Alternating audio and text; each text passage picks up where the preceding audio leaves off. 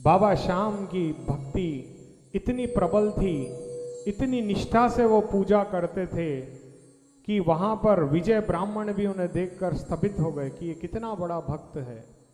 अब यहाँ पे विजय ब्राह्मण ने सबसे पहले क्या किया, गणेश जी की वंदना की। किस किस के जीवन में यदि संकट है तो आज हम आपको एक अच्छा उपाय बताने जा रहे हैं। आप चाहो तो इसे पेन पेपर लेकर भी लिख सकते हो। ये एक ऐसी विद्या है कि जीवन में आपके कितना भी कष्ट क्यों ना हो, वो सारा कष्ट समाप्त हो जाता है। भगवान गणेश की विशेष कृपा हमें प्राप्त होती है। करना क्या होता है कि आप गणेश भगवान का जो मंत्र है उसमें केवल आपको स्वाहा ऐड करना है। ओम गम गणपतये स्वाहा। और जो गूगल मिलती है ना, गूगल, उस गूगल से आप किसी भी पंडित जी को घर पे बुला करके विघ्न विनाशक हवन, विघ्न विनाशक हवन, ये हवन आप इस मंत्र के द्वारा यदि किसी भी सुयोग्य ब्राह्मण को बुला करके अपने घर में करवाते हो तो उस घर पर कभी कोई विघ्न बाधाएं नहीं होती और भगवान गणेश की विशेष कृपा हमें प्राप्त होती है। साथ ही साथ आज के युग में सबसे आधुनिक है हमारा गूगल, तो इसमें आप जाकर के गणेश्वर कल्प, क्या नाम है, गणेश्वर कल्प, इस नाम के स्तोत्र को आप YouTube से डाउनलोड कर सकते हो। जो व्यक्ति इसको नित्य निरंतर पढ़ता है उसके जीवन में समस्त परेशानियां उसकी समाप्त हो जाती है। उसके जीवन में कभी किसी प्रकार का कोई भय नहीं रहता। परंतु ये एक शुरुआती पूजा थी। इसके बाद विजय ब्राह्मण ने क्या किया, विजय ब्राह्मण ने इसके बाद वैष्णवी महाविद्या की साधना की। किसकी? वैष्णवी महाविद्या। ये भगवान नारायण और माँ लक्ष्मी की विशेष पूजा होती है।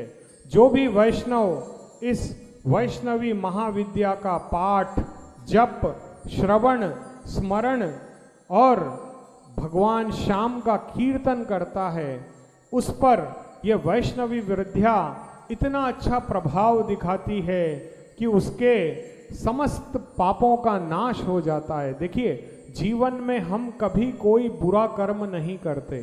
कोई व्यक्ति जानबूझकर किसी भी तकलीफ नहीं देना चाहता, लेकिन होता क्या है कि हमारे कुछ कर्म ऐसे हो जाते हैं जिससे किसी और व्यक्ति को ठेस पहुंचती है और वो हमें श्राप देता है या बद्दुआएं देता है।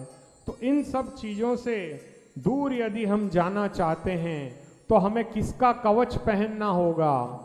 हमें वैष्णवी महाविद्या का कवच पहनना होगा।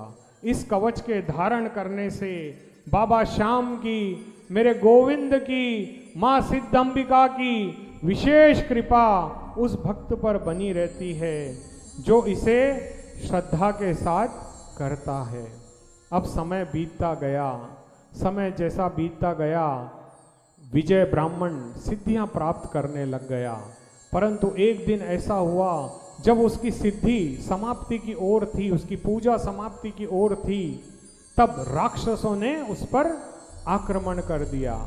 तो एक आया राक्षस, उसको पकड़ा मेरे बाबा ने और जैसे ही धरती पर दे मारा, उसके प्राण पखेरु उड़ गए। बोल श्याम प्यारे की जय हो। इसके बाद रात्रि का दूसरा प्रहर बीता। एक भूत, जिसे हम एक पिशाच भी कह सकते हैं, वो एक राक्षस का वेश बना करके आता है और वो जैसे ही विजय ब्राह्मण की ओर बढ़ा, मेरे बाबा ने उसको भी पकड़ लिया और उसे वहां पहुंचा दिया जहां से फिर कोई पलटकर नहीं आता। बोल श्याम प्यारे की जय हो। अब तीसरा राक्षस आया और ये ब्राह्मण का भेष बना करके आया और विजय ब्राह्मण को देख करके गाली देने लग गया कि तुम तांत्रिक पूजा कर रहे हो, गलत पूजा कर रहे हो, तुम पाखंडी हो, तुम गलत हो। और जैसे ही विजय ब्राह्मण ने आहुति डाली, उसका निज रूप मेरे बाबा को दिखाई दिया। मेरे बाबा उसके पीछे दौड़ पड़े। वो दौड़ते गए और वो पिशाच, इस धरती के नीचे 7 पाताल है, इसके नाम हमें भागवत से प्राप्त होते हैं। तो उन 7 लोकों में वो घुस गया और नागलोक तक जा पहुंचा। तब मेरे बाबा ने उसे पकड़ा और उसे भी यमपुरी भिजा दिया। अब वहां पर पलाशी नाम के बहुत सारे दैत्य विद्यमान थे। अब उन दैत्यों ने देखा ये तो काल का भी काल है, अब इससे कौन लड़े। तब 60,000 राक्षस एक साथ मेरे बाबा के सामने आ गए। मेरे बाबा को उन्होंने मारना चाहा, परंतु मेरा बाबा तो दिव्य था, सिद्ध था। उन्होंने एक ही क्षण में उन 60,000 पलाशी दैत्यों को यमलोक भिजा दिया। बोल श्याम प्यारे की।